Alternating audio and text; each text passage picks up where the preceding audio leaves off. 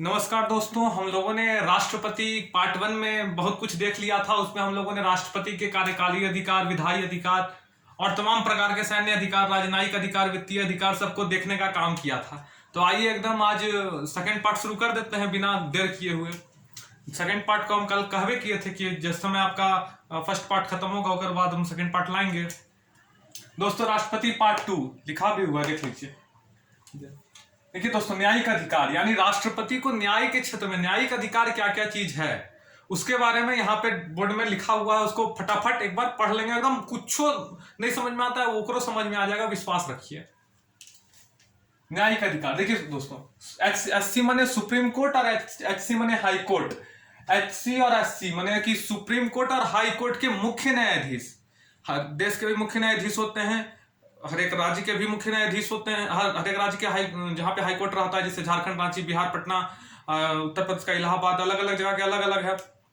तो उसके जो हाई कोर्ट है उसके मुख्य न्यायाधीश और सुप्रीम कोर्ट के मुख्य न्यायाधीश की नियुक्ति और अन्य न्यायाधीशों की नियुक्ति राष्ट्रपति के द्वारा होती है। यह ध्यान रखने वाली बात है दोस्तों। तो वही लिखा है, सुप्रीम कोर्ट और हाई कोर्ट के मुख्य न्यायाधीश एवं अन्य न्यायाधीश की नियुक्ति करता है। दोस्तों, राष्ट्रपति सिर्फ सुप्रीम कोर्ट और हाई कोर्ट के मुख्य न्यायाधीश की नियुक्ति नहीं करता है, बल्कि वो दोनों के अन्य न्यायाधीशों की भी नियुक्ति करता है। समझ रहे हैं ना? दोस्तों, किसी में अगर राष्ट्रपति को लग रहा है कि सुप्रीम कोर्ट के न्यायाधीश या मुख्य न्यायाधीश से सलाह लिया जाए, तो दोस्तों वो सुप्रीम कोर्ट के मुख्य न्यायाधीश से सलाह ले सकता है। लेकिन ये जरूरी नहीं है कि वो बाध्यकारी है कि जो सुप्रीम कोर्ट का न्यायाधीश जो दे रहा है उसको बाध्य मानना ही होगा। ये जरूरी नहीं है, वो राष्ट्रपति के विवेकाधीन है कि जब मन होगा मानेंगे, नहीं मन होगा नहीं मानेंगे। लेकिन राष्ट्रपति सुप्रीम कोर्ट के मुख्य न्यायाधीश से सलाह ले सकता है। हाँ, अब दोस्तों आर्टिकल 72 क्षमादान है। राज्य में राज्यपाल को भी है, लेकिन वो अलग आर्टिकल है। राज्यपाल जब पढ़ाएंगे तब बता देंगे कि कहाँ राज्यपाल को क्षमादान है। राष्ट्रपति की क्षमादान शक्ति ज्यादा है राज्यपाल की अपेक्षा। तो दोस्तों, राष्ट्रपति आर्टिकल 72 जो है क्षमादान कौन सी में राष्ट्रपति आर्टिकल 72 में कैसे कैसे कौन सी प्रयोग करता है उसका देख लेते हैं एक बार फटाक से। दोस्तों देखिए, क्षमादान में आता है क्षमा, लघुकरण, परिहार, विराम और प्रतिलंबन। सबसे पहले देखिए क्षमा जैसे शब्द से पता चल रहा है, क्षमा माने क्षमा एकदम हो गया क्षमा। देखिए क्षमा माने सभी दोषों से पूर्णता मुक्त, यानी क्षमा का अर्थ होता है सभी दोषों से पूर्णता मुक्त। यानी अगर क्षमा हो रहा है तो यानी सब दोष से मुक्त हो गए आप। राष्ट्रपति के पास यह अधिकार है कि वो आर्टिकल 72 के तहत किसी को क्षमा दे सकता है और उसमें पूर्णता मुक्त हो जाता है वो दोष से। दूसरा है लघुकरण। लघुकरण है दंड के स्वरूप को बदलकर दंड को कम करना, यानी मृत्यु दंड को कारावास। लघुकरण यानी लघु माने छोटा, वही लिखे दंड के स्वरूप को बदलकर दंड को कम करना। दंड को कम कर देगा, जैसे किसी का मृत्यु दंड है तो बोलेगा कि पूरा कारावास में जीवन भर। विराम दोस्तों, विराम देखिए मूल सजा को विशेष परिस्थितियों में क्षमा करना, गर्भावस्था एग्जाम्पल हो गया। विराम जैसे विराम किसी बोलते हैं ना, रुक जाना, विराम हो जाना। तो विराम क्या है कि जैसे कि किसी विशेष परिस्थिति आ गई, मान के रखिए महिला गर्भावस्था में है तो उसको मूल सजा को विशेष परिस्थितियों में क्षमा कर देता है। राष्ट्रपति के पास अधिकार है विराम के अंतर्गत। तो दोनों दोस्तों लोग 3 देखा, क्षमा में एकदम साफ है, मना खत्म कर देना है। लघुकरण यानी दंड के स्वरूप को बदल देना है, मृत्यु दंड को आजीवन कारावास में कर देना है, उन्हें कर देना है। अब देखिए विराम है मूल सजा को विशेष परिस्थितियों में कम करना, गर्भावस्था कर दिए। अब देखिए परिहार है दोस्तों, परिहार माने स्वरूप को बदले बिना अवधि घटाना। देखिए परिहार में क्या होता है कि स्वरूप वही रहेगा। अगर किसी को 2 साल का सजा मिला हुआ तो 2 साल का सजा रहेगा, लेकिन उसके स्वरूप को मतलब स्वरूप को चेंज किए बिना अवधि को कम कर देना। यानी 2 साल का है तो 1 साल में बदल देगा, हो सकता है 3 साल का है तो 2 साल में बदल देगा। मतलब राष्ट्रपति के पास अधिकार है परिहार के अंतर्गत की स्वरूप को बदले बिना उसकी सजा को घटा देना।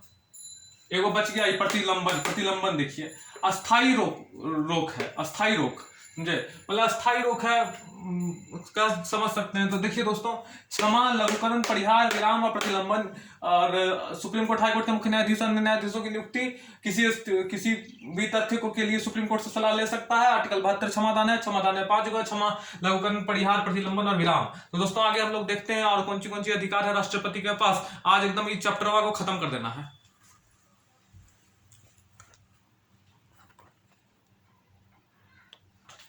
दोस्तों अब हम लोग आपातकाल के विषय में चर्चा करेंगे। आपातकाल यानी इमरजेंसी। तो राष्ट्रपति के पास 3 आर्टिकल 352, 356 और 360 3 आर्टिकल के तहत है कि आपातकाल की घोषणा की जा सके। तीनों का अलग अलग कारण है कि कौन किस समय कौन चीज लगाया जाएगा। तो आइए दोस्तों एक एक करके 352 के बारे में देखते हैं। 352 आर्टिकल यहाँ लिख दिए हैं। युद्ध, बाह्य आक्रमण या सशस्त्र विद्रोह की वजह से आपातकाल की घोषणा। दोस्तों अगर युद्ध हो गया, मान के रखिए कोई देश युद्ध कर दिया, मतलब हमला कर दिया, या युद्ध या बाह्य युद्ध हो गया, बाह्य आक्रमण हो गया, बाहर से कोई कर दिया, सशस्त्र विद्रोह हो गया, सैनिक विद्रोह हो गया, की वजह से आपातकाल की घोषणा कर सकता है राष्ट्रपति आर्टिकल 352 के तहत। यानी दोस्तों आर्टिकल 352 के तहत राष्ट्रपति युद्ध हो गया, बाह्य आक्रमण हो गया या सशस्त्र विद्रोह हो गया, उसके तहत आक्रमण कर सकता है। 356 आ गया। देखिए 356 बहुत भयानक चीज है। 356 को देख लीजिए। 356 352 जुगने में लगा था, बोलेंगे तो फिर विवाद हो जाएगा। 356 में हो गया, राज्य सरकार अगर संविधान के प्रारूपों के अनुसार अगर काम करने में विफल हो रही है तो राष्ट्रपति शासन लगा सकता है। यानी हर एक राज्य में राष्ट्रपति शासन लगता है। राष्ट्रपति शासन लगता है कब? जिस समय राष्ट्रपति को लगे कि संविधान के हिसाब से कोई काम नहीं कर रहा है, कोई राज्य सरकार काम नहीं कर रहा है, तो आर्टिकल 356 कहता है कि अगर किसी को राष्ट्रपति को लगे कि राज्य सरकार संवैधानिक तरीके से काम नहीं कर रही है तो राष्ट्रपति शासन लगा सकता है 356 के तहत। दोस्तों 360 आता है। 360 देखिए लिख दिए। 360 डिग्री नहीं है, 360 आर्टिकल है ये वाला। वित्तीय आपातकाल की, वित्तीय स्वामित्व या साख खतरे में है तो वित्तीय आपातकाल की घोषणा हो सकती है। यानी वित्तीय, समझ जाइए वित्तीय आपातकाल देश में लगा नहीं है, लेकिन 3 गो आर्टिकल देख लिए। वो देख लिए 352, देखिए इंदिरा गांधी यही लगाई थी, जूने चल रहा, जूने में लगाई थी। युद्ध, बाह्य आक्रमण या सशस्त्र विद्रोह की वजह से आपातकाल की घोषणा होती है। 356 हो गया राष्ट्रपति शासन और 360 हो गया वित्तीय आपातकाल। इतना बढ़िया तरीका से समझा दिए हैं। 3 गो आपातकाल होता है, समझ में आ गया होगा। आगे हम लोग देख लेते हैं कि कौन सी राष्ट्रपति के पास अन्य अधिकार है, उसका चैप्टर खत्म।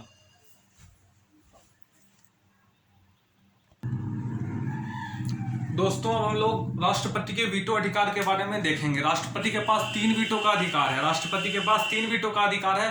दोस्तों अब हम लोग इस समय तीनों वीटो का एक एक करके चर्चा करेंगे। सबसे पहले आता है आत्यंतिक वीटो। आत्यंतिक वीटो यानी संसद से पारित विधेयक के संबंध में अपनी स्वीकृति सुरक्षित रख सकता है। दोस्तों संसद से कोई विधेयक पारित हो गया है तो उसमें अपनी स्वीकृति सुरक्षित रख सकता है। कब? दो ही स्थिति में उत्पन्न हो सकता है, जब कोई व्यक्ति, सरकार ने पेश किया, कोई व्यक्ति, निजी व्यक्ति जो होता है, संसद का सदस्य होता है, वो किसी विधेयक को पेश किया है, तो उस संबंध में, जैसे निजी सदस्य विधेयक की स्थिति में राष्ट्रपति आत्यंतिक वीटो का प्रयोग कर सकता है। और दूसरा, कैबिनेट भंग हो गई है तो, अगर कैबिनेट भंग हो गई है तो भी उस समय राष्ट्रपति आत्यंतिक वीटो का प्रयोग कर सकता है।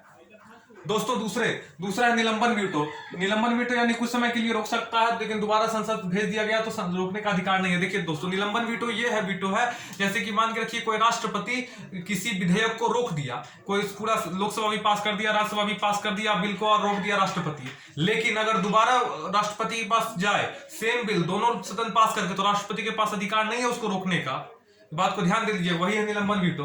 आत्यंतिक वीटो यानी कि संसद में पारित विधेयक को रोक देगा, लेकिन उसी 2 शर्त पे, जब वो किसी निजी सदस्य पेश किया हो, या फिर दूसरा कि कैबिनेट भंग हो गया हो। और निलंबन वीटो है कुछ समय के लिए रोक सकता है, लेकिन दोबारा संसद में भेज दिया गया तो रोकने में अधिकार नहीं है।